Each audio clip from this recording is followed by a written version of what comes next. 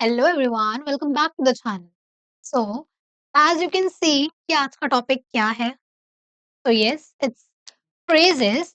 And अगर मैं आपसे पूछूं कि फ्रेजेस क्या होते हैं, how can you answer me? What are phrases?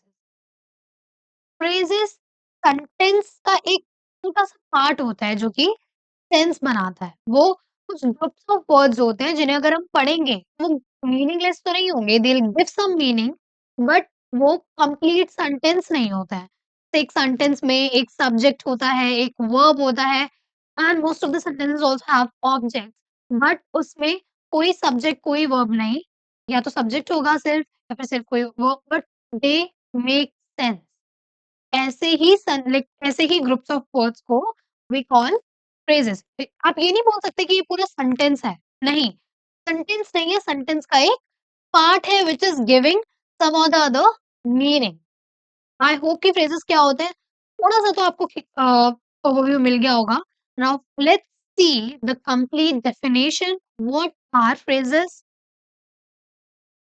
Alright, तो a phrase is a group of words that work together, express a meaning but does not have a subject and a verb combination to form a complete sentence. As I told you, जो phrases होते हैं वो group of words होते हैं, but उनमें subject और verb का combination नहीं होता, सब्जेक्ट और वर्ब दोनों साथ में नहीं होते, एंड दैट इज व्हाई इन्हें हम सेंटेंस नहीं बुला सकते, जस्ट पार्ट ऑफ सेंटेंस हम इन्हें बोल सकते हैं। जैसे जैसे आप बहुत सारे एग्जांपल्स पढ़ोगे ये चीज आपको क्लियर हो जाएगी कि why do we call them part of sentence. Now it can be a part of a sentence और stand alone to convey an idea. या तो ये सेंटेंस का पार्ट हो सकता है, या फिर अगर अगर अब हम फ्रेजेस को अकेले भी यूज करते हैं ना, तो they make sense, they give the meaning. ऐसा नहीं होगा कि नहीं, इनको और पार्ट भी चाहिए सेंटेंस का अपना मतलब कंप्लीट करने के लिए। No, they have their own meaning, and वो कोई ना कोई आइडिया कन्वे करते हैं अपने छोटा सा जो पार्ट ऑफ द सेंटेंस होता है, जो कुछ ग्रुप ऑफ वर्ड्स होते हैं, they convey the idea. So now let's see which two phrases are we going to cover in this video. तो उसमें से हमारा जो पहला फ्रेज है वो है light at the end of the tunnel. Light at the end of the tunnel phrase का क्या मतलब है?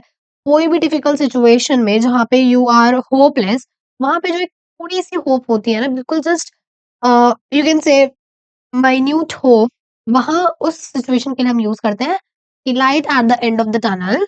दिस मीन्स सीइंग होप और the end of a difficult situation.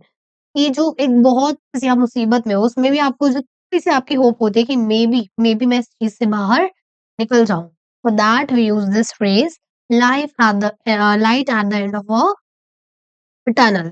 ठीक है, एग्ज़ाम्पल से और अच्छे से समझते हैं। So, after months of studying, she finally saw the light at the end of the tunnel when the exams were over. तो जब सारे एग्जाम्स खत्म हो गए थे तो एट लास्ट उसके अंदर थोड़ी सी होप थी कि yes, she worked hard and उसने बहुत मेहनत करी थी for her exams. She was having a little hope कि ठीक है, एट लास्ट कुछ अच्छा हो सकता है। Next, the project is hard but there is light at the end of the tunnel, we are almost done. तो जो प्रोजेक्ट है वो बहुत ज्यादा हार्ड है, बहुत मुश्किल है, but still we are having a little hope in ourselves कि चीजें बेटर हो जाए। अगेन है, इसलिए हमने क्या यूज करा? Light at the end of light at the end of the tunnel.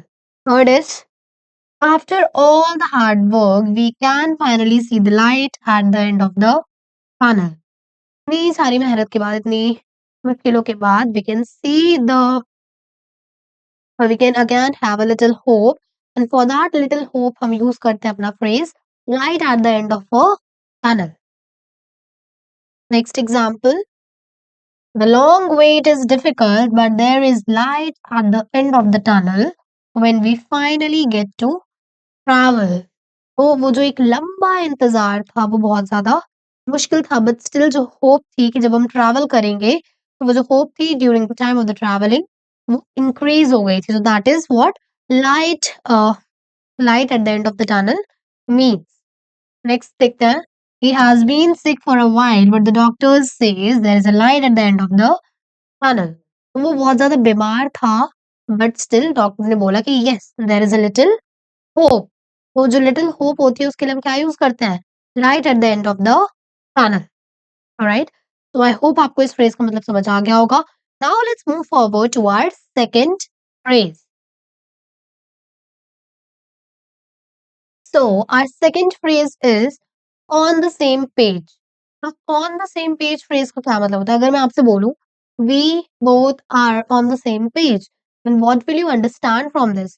It means कि हम दोनों एक same situation में हैं, ठीक है? We can understand each other's feelings because we are having a lot of similar problems, a lot of similar good things. For that हम use करते हैं on the same page. So this means to agree or understand something in the same way. किसी भी चीज को एक same way में समझना या अग्री करना, for that we use on the same page. Examples देखते हैं. So before we start, let's make sure we all are on the same page about the project. तो जिससे पहले कि हम स्टार्ट करें, जान लेते हैं कि हम सबके सब क्या है. We all are at the same page. ठीक है कि हम लोग एक सेम पेज पे है, हम मतलब हम सबको एक सेम तरीके से चीज़ों को समझना है। Next, we were not on the same page about the plan but now we understand each other. तो प्लान के टाइम पे हम लोग we were not on the same page, but अब हम एक दूसरे को समझ पा रहे हैं, और एक दूसरे को समझ पाने को ही in English we use one phrase on the same page. Next देखते हैं, it's important to be on the same page when working in a team. जब भी आप किसी टीम कोई टीम वर्क कर रहे हो, whenever you are in this like you are in a team, उस टाइम पे इट्स वेरी इंपॉर्टेंट कि आप एक दूसरे की फीलिंग्स को समझ रहे हो, ठीक है? एंड हमने क्या फ्रेज यूज करा? On the same page. Remaining to examples भी देख लेते हैं। The teacher and the students were on the same page regarding the exam rules. तो जो एग्जाम के रूल्स थे उसमें टीचर्स और जो स्टूडेंट्स थे दे वर like understanding each other. तो ये हमने क्या यूज करा? On the same page. Next is after talking, we were on the same page about what we needed to do. बात करने के बाद हमें समझ आया कि नहीं, हम दोनों की situations काफी हद तक similar थी and we both are on the same page. Alright? तो I hope आपको ये phrase भी समझ आ गया होगा. In this video हमने कौन से दो phrases cover करे थे?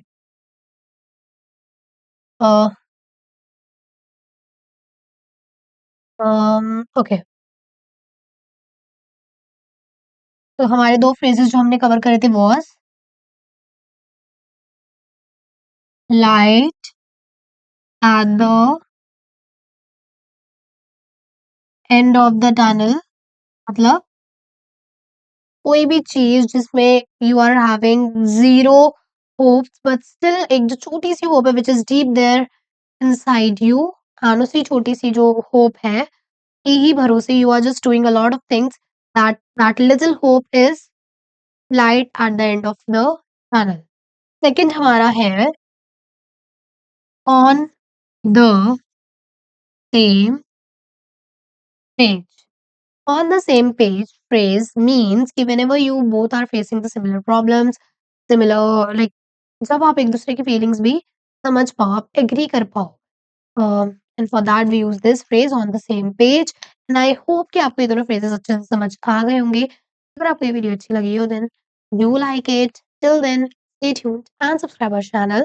thank you for watching। यार ये देखना, ये फॉर्च्यून यहाँ पे रिफाइंड ऑयल क्या कर रहा है? दिखा। अरे ये रिफाइंड वाला फॉर्च्यून नहीं है, इस फॉर्च्यून का मतलब लक, किस्मत। रियली? यस। तुझे कैसे पता? क्योंकि मैं टी पॉइंट लैंग्वेज से इंग्लिश सीखती हूँ और अब तो इंग्लिश मेरे बाएं हाथ का खेल है। बाएं हाथ का खेल है, और यहाँ मेरे से ढंग से एक्सक्यूज मी भी नहीं बोला जाता है। जब भी तुझे चाय वाले भैया से गिव मी वन टी बोल के मुझे हंसी आ जाती है। हाँ यार, मैं क्या करूँ, फिर जॉब छोड़ दूँ? तो इसमें सोचना क्या है, इधर आ। देख यहाँ पे tpointlanguage.com सर्च करके तू कोई भी लैंग्वेज सीख सकती है। अपना नाम और नंबर रजिस्टर करो, एनरोलमेंट करा। ओह अमेजिंग यार, तो मतलब अब एक्सेंट भी होगा और कॉन्फिडेंस भी। And that too in 1 month। Oh my god, तो मतलब अब मैं भी give me a cup of tea सही से बोल सकती हूँ। Yes, of course। Finally. So stop struggling. And start speaking. Join Tpoint English language course right now and speak like a pro. Follow for more.